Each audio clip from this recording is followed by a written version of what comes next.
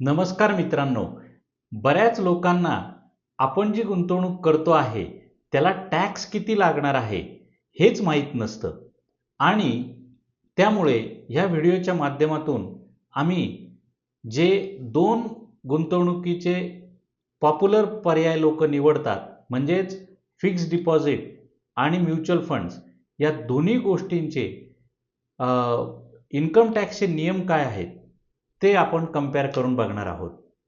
तर आपण ह्या व्हिडिओच्या माध्यमातून 5 मुद्दे कंपेअर करणार आहोत. जो पहिला मुद्दा आहे तो आहे टॅक्स टाईपचा. तर टॅक्स टाईप म्हणजे काय, तर आपण जी गुंतवणूक केली आहे तर त्या गुंतवणुकीच्या कुठल्या पोर्शनला म्हणजे इंटरेस्टला का तुमची जी गुंतवलेली रक्कम आहे त्याला आपल्याला टॅक्स लागणार आहे, म्हणजे आपण हे समजून घेणार आहोत. त्याला आपण टॅक्स टाईप असं म्हणतो. दुसरा जो सगळ्यात महत्त्वाचा मुद्दा आहे तो आहे short term capital gain tax म्हणजे काय, त्याचं डेफिनेशन काय आहे आणि त्याचा टॅक्स रेट किती असतो. त्याचप्रमाणे तिसरा मुद्दा आहे की long term capital gain tax म्हणजे काय आणि त्याचा टॅक्स रेट काय असतो. आणि चौथा जो मुद्दा आहे तो आहे इंडेक्सेशनचा. आपण जी गुंतवणूक केली आहे त्याच्यामध्ये आपल्याला इंडेक्सेशनचा बेनिफिट मिळणार आहे की नाही. आणि जो सगळ्यात शेवटचा मुद्दा आहे तो आहे एक्झम्पशन लिमिटचा, म्हणजे आपल्याला जो इंटरेस्ट पोटी जो पैसा मिळणार आहे त्याच्यावर आपल्याला काही एक्झम्पशन मिळणार आहे की नाही. तर हा आहे शेवटचा मुद्दा एक्झम्पशन लिमिटचा. तर आता जास्त वेळ वाया न घालवता मी माझं स्क्रीन तुम्हाला शेअर करतोय. आता तुम्हाला माझं स्क्रीन दिसत असेल. तर जो पहिला आपण मुद्दा घेतलेला आहे तो आहे टॅक्स टाईपचा. तर फिक्स डिपॉझिटच्या केसमध्ये काय आहे, तर तुम्हाला जो इन्कम टॅक्स लागणार आहे तो तुमच्या इंटरेस्टवरच फक्त तुम्हाला लागणार आहे. वेरॅज म्युच्युअल फंडच्या केसमध्ये मात्र तुम्हाला जो कॅपिटल गेन होणार आहे त्यालाच तुम्हाला फक्त इन्कम टॅक्स लागणार आहे. तर कॅपिटल गेन म्हणजे काय, तर कॅपिटल गेन म्हणजे जे आपण म्युच्युअल फंड विकतो आहे त्याच्यावर तुम्हाला जो नफा होतोय त्याला आपण कॅपिटल गेन असं म्हणतो. पण बऱ्याच वेळा लोकांना इन्कम टॅक्स म्युच्युअल फंडमध्ये फायदा व्हायच्याऐवजी कधी कधी शॉर्ट टर्ममध्ये म्युच्युअल फंड काढल्यामुळे तोटा होतो. तर अशा लोकांना ज्यांना तोटा झालेला आहे त्यांना कुठल्याही प्रकारचा कॅपिटल गेन झालेला नाहीये, त्यांना कुठल्याही प्रकारचा इन्कम टॅक्स लागणार नाहीये. हे झालं टॅक्स टाईपच्या बद्दल. जो दुसरा आपला पॉइंट आहे तो आहे शॉर्ट टर्म कॅपिटल गेनचं डेफिनेशन. तर शॉर्ट टर्म कॅपिटल म्हणजे काय, तर आपली जी गुंतवणूक आहे ती आपण विड्रॉ किती दिवसानंतर करतो त्याच्यावर हे शॉर्ट टर्म कॅपिटल गेन आणि लॉंग टर्म कॅपिटल गेन हे ठरतात. आता अनफॉर्च्युनेटली एफडीच्या केसमध्ये असे शॉर्ट टर्म कॅपिटल गेन आणि लॉंग टर्म कॅपिटल गेन हा कन्सेप्टच नाहीये. तुम्हाला एफडीच्या केसमध्ये जो टॅक्स लागणार आहे तो तुमच्या टॅक्स स्लॅब प्रमाणे लागणार आहे. त्यामुळे तुम्हाला फिक्स डिपॉझिटच्या केसमध्ये शॉर्ट टर्म कॅपिटल गेन हा नॉट ॲप्लिकेबल आहे.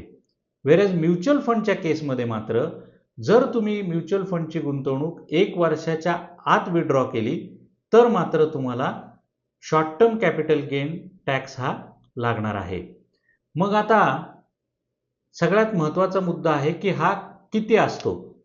तर जसं आपण फिक्स डिपॉझिटच्या केसमध्ये बघितलेलं आहे की तुमच्या टॅक्स स्लॅबप्रमाणे तुम्हाला इन्कम टॅक्स लागणार आहे आणि शक्यतो लोकांचे आजकालचे इन्कम वाढले असल्या कारणामुळे लोक बरेचसे 20 ते 30% ह्या टॅक्स स्लॅबमध्ये लोक आज इन्कम टॅक्स भरतात.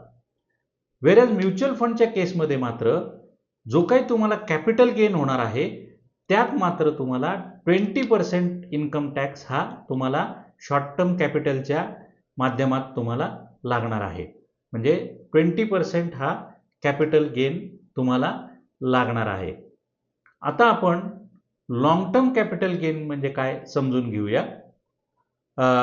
लॉंग टर्म कॅपिटल गेन हा फिक्स्ड डिपॉझिटमध्ये ॲप्लिकेबल नाही आहे आणि म्युच्युअल फंडच्या केसमध्ये मात्र जर तुम्ही तुमची गुंतवणूक 1 वर्षानंतर विड्रॉ केली तर मात्र तुम्हाला long term capital gain tax हा लागणार आहे. मग आता याचा टॅक्स रेट समजून घेऊया. तर फिक्स्ड डिपॉझिटमध्ये टॅक्स स्लॅब प्रमाणे लागणार आहे, त्यामुळे लॉंग टर्म कॅपिटल गेनचा प्रश्नच येत नाही.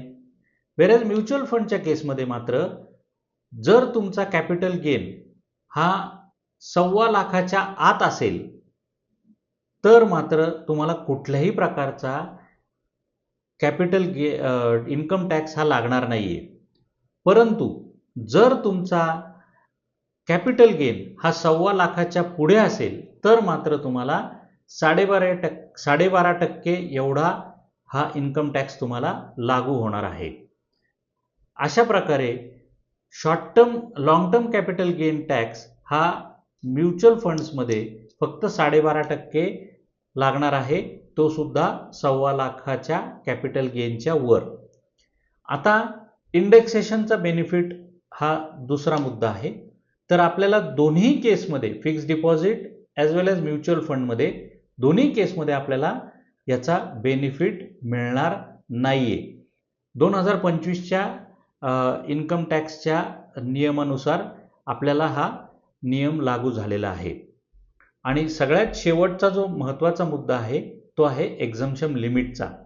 तर फिक्स्ड डिपॉझिटच्या केसमध्ये निश्चितपणे तुम्हाला एक्झम्पशन लिमिट कुठल्याही प्रकारचं मिळणार नाहीये. वेरॅज म्युच्युअल फंडमध्ये मात्र जसं मी तुम्हाला long term capital gain tax explain करत होतो त्यावेळेस सांगितलं होतं की जर तुम्हाला 1.25 लाखाच्या आत कॅपिटल गेन झाला तर मात्र तुम्हाला कुठल्याही प्रकारचा इन्कम टॅक्स नाहीये. म्हणजेच आपल्याला म्युच्युअल फंडच्या केसमध्ये 1.25 लाख हे तुमचं टॅक्स एक्झम्पशन लिमिट तुम्हाला किंवा एक्झम्पशन लिमिट हे मिळालेलं आहे, ते सुद्धा लॉंग टर्म कॅपिटल गेनवर. अशा प्रकारे ह्या व्हिडिओच्या माध्यमातून आपण दोन्हीही गुंतवणुकीच्या पर्यायांमध्ये इन्कम टॅक्सचे नियम समजून घेतलेले आहेत.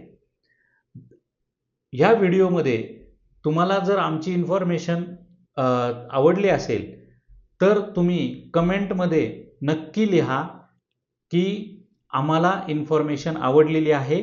आमचे जर व्हिडिओ तुम्हाला आवडत असतील तर आमच्या व्हिडिओला लाईक करा, आमचे व्हिडिओज नक्की शेअर करा आणि हो, आमचं चॅनल सबस्क्राईब करायला विसरू नका. Thank you very much.